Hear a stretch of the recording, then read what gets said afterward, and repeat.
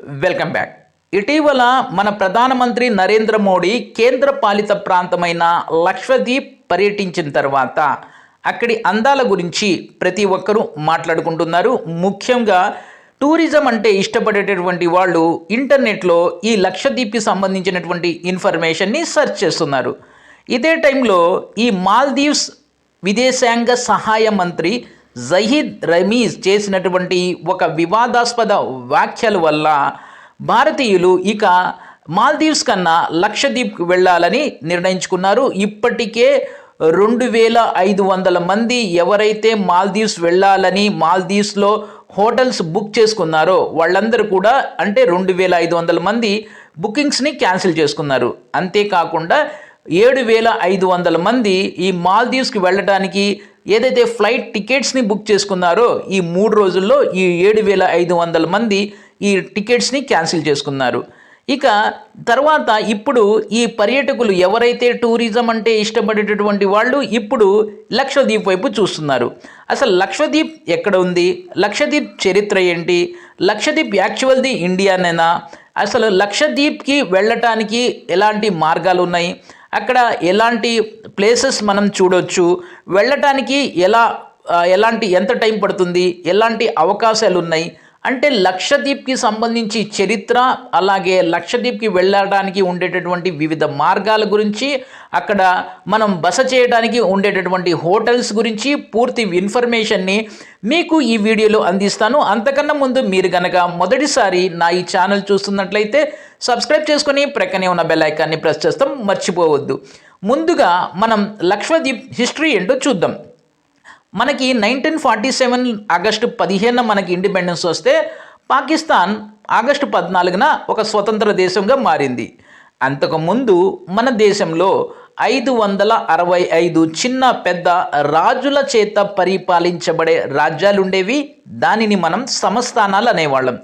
ఈ సంస్థానాలన్నీ కూడా కొన్ని పాకిస్తాన్లో, ఆ తర్వాత కొన్ని మన ఇండియాలో ఇంటిగ్రేట్ కలవడం జరిగింది. దీంట్లో ముఖ్యంగా మనం 14 రాజ్యాలు 14 సంస్థానాలు పాకిస్తాన్లో కలిశాయి. 551 సంస్థానాలు అయితే మన ఇండియాలో కలిశాయి. ఈ సంస్థానాల విలీనం ఈ విషయంలో అప్పటి home minister and deputy prime minister అయిన సర్దార్ వల్లభాయ్ పటేల్ చాలా ఇంపార్టెంట్ రోల్ని ప్లే చేశారు. అతని కాంట్రిబ్యూషన్ వల్లే ఈ 551 రాజ్యాలు మన ఇండియాలో కలిశాయి. అయితే అదే టైంలో పాకిస్తాన్ ప్రైమ్ మినిస్టర్గా ఉన్న లియాఖత్ అలీ ఖాన్ పంజాబ్, సింధ్, బెంగాల్ ఈ ప్రాంతాల్ని తమ దేశంలో విలీనం చేసుకోవడానికి చాలా ప్రయత్నాలు చేశారు. ఇలా ఇరు దేశాలు స్వతంత్రం పొందిన తర్వాత ఈ కొంత భూభాగాల్ని ఆక్రమించుకోవటం కోసం రెండు దేశాల మధ్య చాలా tight conditions, complicated conditions start అయ్యాయి. అయితే అదే టైంలో ఇటు ఇండియా కానీ అటు పాకిస్తాన్ కానీ లక్షద్వీప్ని పట్టించుకోలేదు.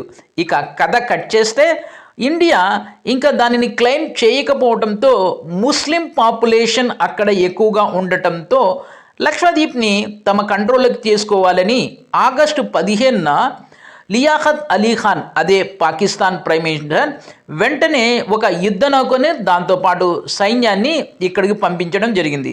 ఇమీడియట్గా వెళ్ళి ఈ లక్షద్వీప్ని ఆక్యుపై చేసుకోండి అని పాకిస్తాన్ ప్రైమ్ మినిస్టర్ అయినటువంటి లియాఖత్ అలీ ఖాన్ తన సైన్యానికి ఆదేశాలు జారీ చేశారు.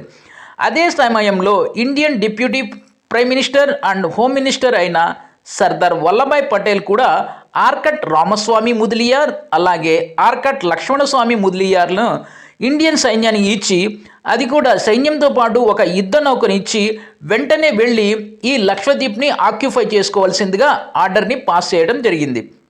ఈ ప్రాసెస్లో మన ఇండియన్ ఆర్మీ ఈ లక్షద్వీప్కి వెళ్ళి అక్కడ ఆ భూభాగంలో మన ఇండియన్ నేషనల్ ఫ్లాగ్ని ఎగరవేశారు. ఈ ఇండియన్ నేషనల్ ఫ్లాగ్ని ఎగరవేసిన ఒక 32 నిమిషాలు లేక 35 నిమిషాల తర్వాత పాకిస్తాన్ సైన్యం ఈ లక్షద్వీప్కి చేరుకోవడం జరిగింది. పాకిస్తాన్ సైన్యం అక్కడ చేరుకునే లోపలే మనం ఆ భూభాగాన్ని ఆక్యుపై చేసుకొని అక్కడ మన జాతీయ జెండాని ఎగరవేయటం వలన పాకిస్తాన్ ఇక ఏమీ దిక్కుచోచని పరిస్థితిలో, నిస్సహాయ స్థితిలో వెనక్కి వెళ్ళిపోవడం జరిగింది. ఈ విధంగా ఈ లక్షద్వీప్ మన భూభాగంలోకి అంటే ఇండియన్ టెరిటరీలో భాగంగా మారింది. ఆ టైంలో మన సైన్యం గనక ఒక అరగంట లేటుగా వెళ్ళి ఉన్నట్లయితే ఈ లక్షద్వీప్ చరిత్ర ఇంకో విధంగా ఉండేది. లక్షద్వీప్ అనేది పాకిస్తాన్ చేతుల్లోకి వెళ్ళిపోయేది. మన సైన్యం ఇంత వేగంగా రెస్పాండ్ అయ్యి అంత తొందరగా వెళ్ళి ఆ భూభాగాన్ని ఆక్రమించుకోవటం కోసం మన సైన్యానికి, ఇండియన్ ఆర్మీకి మనం సెల్యూట్ చేయవలసి ఉంటుంది. దీనికోసం ఈ వీడియోకి ఒక లైక్ అనేది పడాల్సి ఉంటుంది. అయితే ఈ విధంగా ఈ లక్షద్వీప్ అనేది మన ఇండియన్ టెరిటరీలో భూభాగం అయింది. ఇక ఇక్కడ జాగ్రఫికల్ కండిషన్ కనుక చూసినట్లయితే ఇక్కడ పూర్తిగా 32.62 చదరపు కిలోమీటర్ల వైశాల్యం కలిగిన ఈ లక్షద్వీప్ కేవలం 36 చిన్న ఐలాండ్స్ల సమూహం.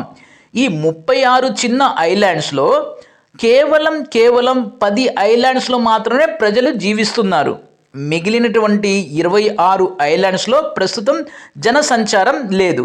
ఇక ఇక్కడ 96% ఆఫ్ పాపులేషన్ వచ్చేసి ముస్లిం పాపులేషన్. ఇక్కడ 2021 సెన్సస్ జనాభా లెక్కల ప్రకారం ఇక్కడ పాపులేషన్ చూస్తే 68,000 ఉన్నారు.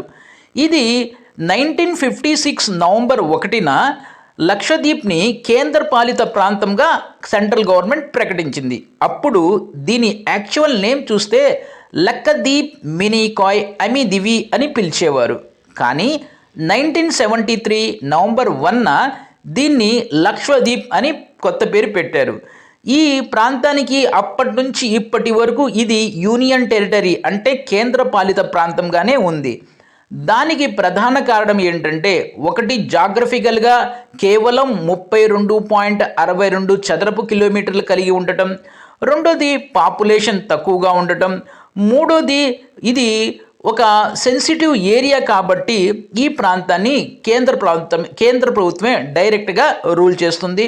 భవిష్యత్తులో కూడా ఈ ప్రాంతాన్ని కేంద్రపాలిత ప్రాంతంగానే ఉంచుతుంది. ఇది రాష్ట్రంగా మారేటటువంటి అవకాశం ఇక్కడ కనిపించట్లేదు. అయితే ఇది జాగ్రఫికల్గా లక్షద్వీప్కి సంబంధించినటువంటి ఇన్ఫర్మేషన్. ఇక ఈ లక్షద్వీప్కి ఎలా వెళ్ళాలి అనేది మీకు నెక్స్ట్ వీడియోలో కంప్లీట్ గైడెన్స్ ఇస్తాను. ఎందుకంటే ఈ ఒక్క వీడియోలో ఆ ఇన్ఫర్మేషన్ కూడా ప్రజెంట్ చేస్తే అది లెంగ్తీ వీడియో అయిపోతుంది. ఈ విషయాన్ని గమనించండి. ఆ వీడియోని మీకు ఇమీడియట్లీగా దాని యొక్క లింక్ని ఈ వీడియోలో ప్రజెంట్ చేస్తాను. సో అది కూడా చూడండి, మీకు కంప్లీట్ ఇన్ఫర్మేషన్ అనేది అందుతుంది. ఈ వీడియోని లైక్ చేయండి, షేర్ చేయండి, సబ్స్క్రైబ్ చేసుకొని ప్రక్కనే ఉన్న బెల్ ఐకాన్ని ప్రెస్ చేస్తాం మర్చిపో